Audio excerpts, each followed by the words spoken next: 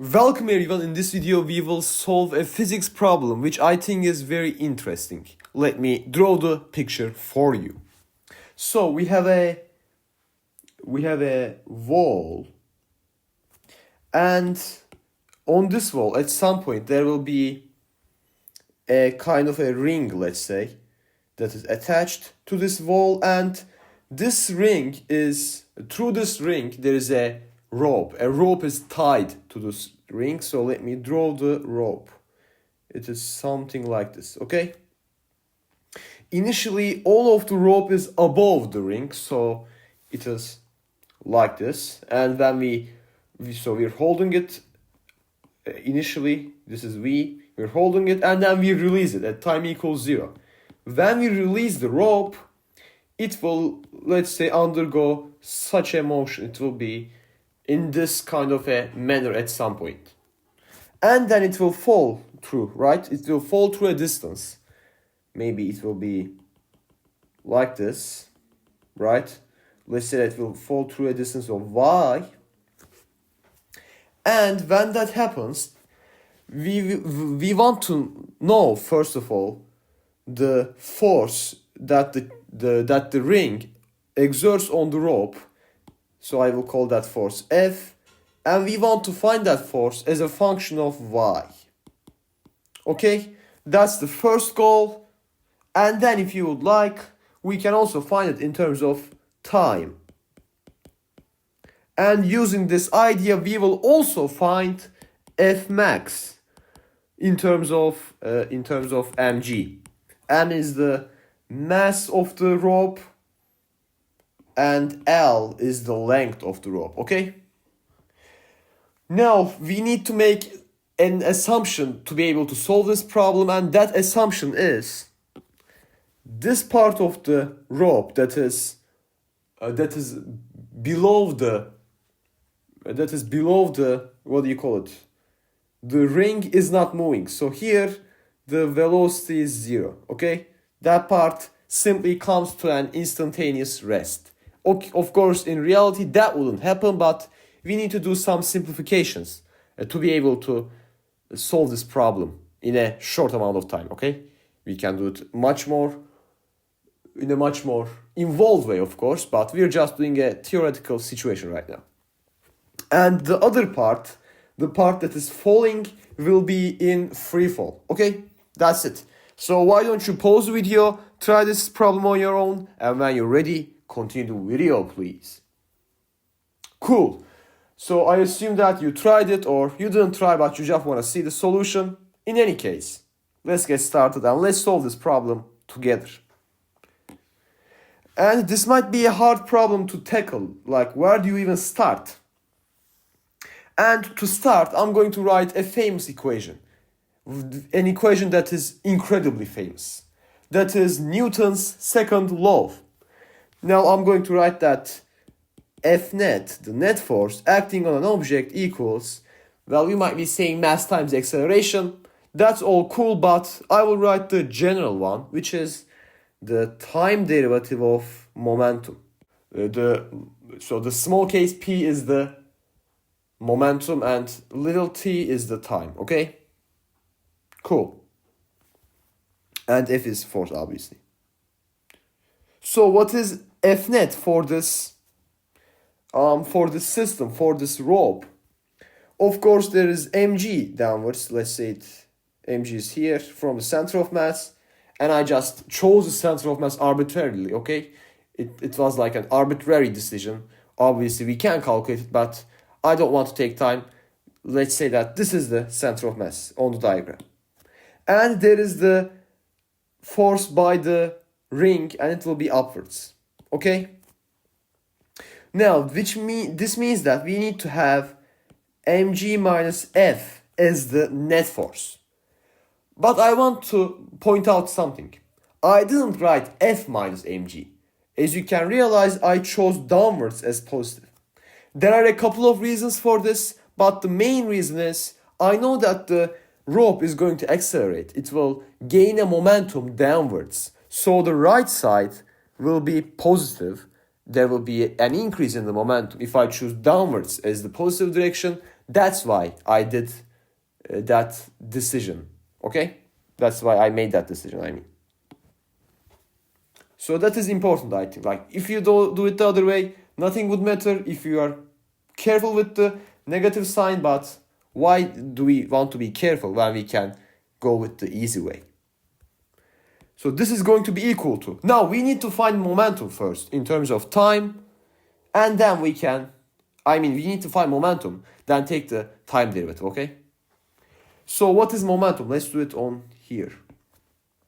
So momentum is basically going to be mass times the velocity.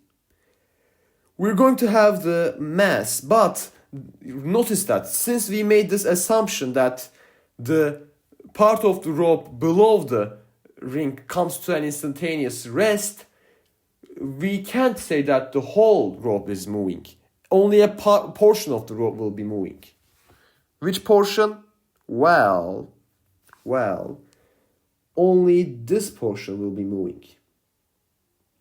And how much is that? Initially, all we had was, so what length does it correspond to?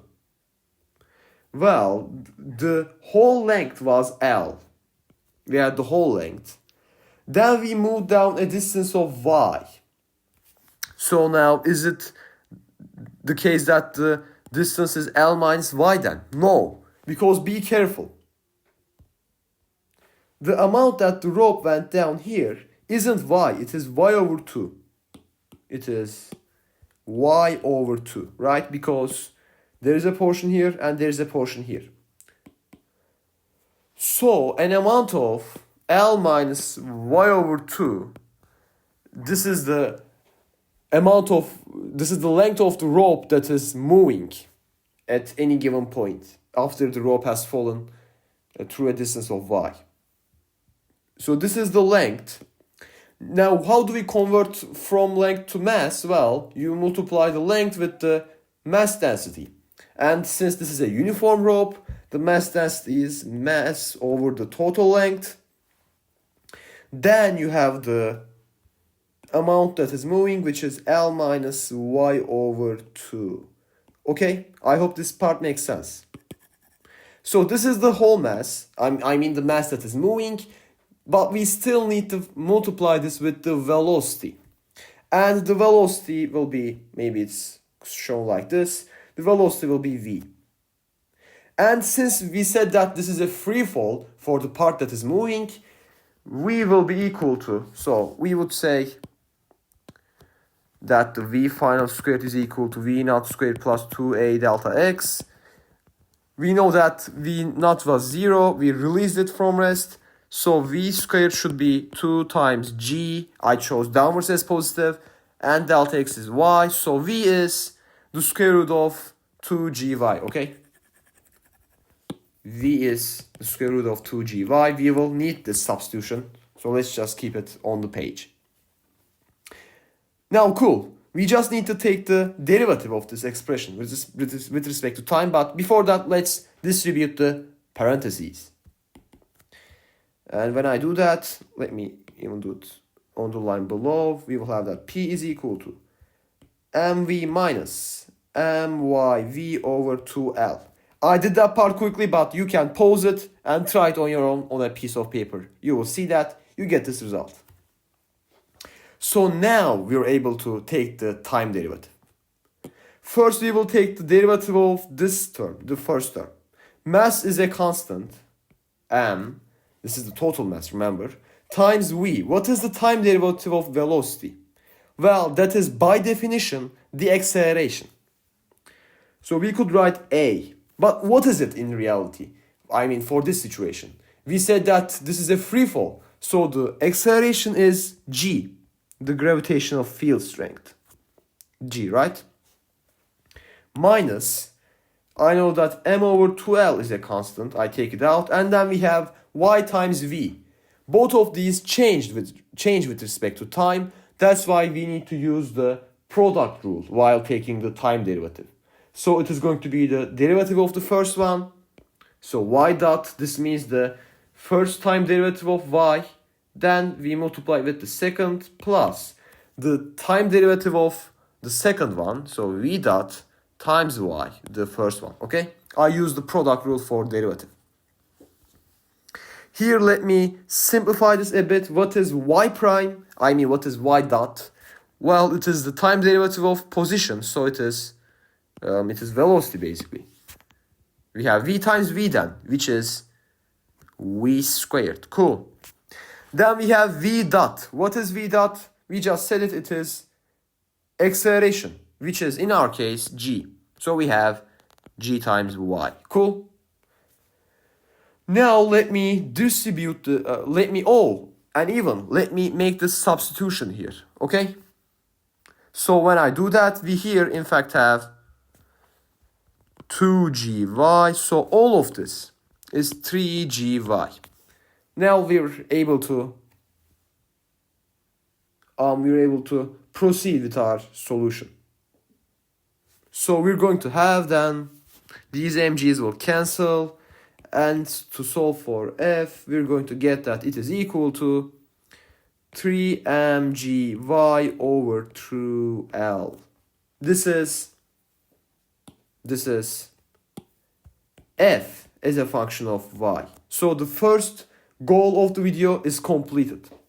Now, how do you find f as a function of t? Well, for that you need to remember the displacement formula for uniformly accelerated motion, which is what we're dealing with. It would say that delta y equals v naught y times t plus 1 over ay t squared. This goes to 0. Delta y is y, 1 over 2, ay is g, and then we have t squared. So we're just basically going to plug in 1 over 2 gt squared for y to get 3mg over 2l times 1 over 2 gt squared. That is 3mg squared, you don't see that often, over 4l t squared, okay? So if you were to graph a f versus t graph, you would get something that is parabolic, because this is a second degree. Now comes the last part. How do we find the maximum force? For that we need to, I think, focus on this one, because how much time it takes before the motion is complete is rather hard. But we can determine the distance traveled, right? Because think about it. The ring is here. The rope was here initially. And then the top point will come, it will travel, and at the end it will be down here. So totally it will go through a distance of 2y. Which means and of course this will be the maximum f, because I can see that f is proportional with y. This is what the equation is telling me. So for, let me do it with orange. So for f max I will take f2y.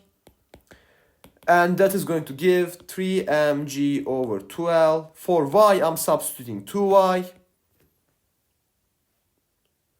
So, well, oh, sorry. I didn't mean to say 2y, by the way. I meant to say 2l, right? The total distance will be 2l, twice the length, okay? Excuse me. It's going to be 2l. Of course, it shouldn't depend on y. That's a variable. We need to have l instead of y. So it is 2l, and 2l's cancel. We get 3mg as the maximum value of the force exerted by the ring on the rope. Anyways, I hope this video was helpful. If you have any questions, please write them in the comment section. I hope to see you in another video. Until then, take care.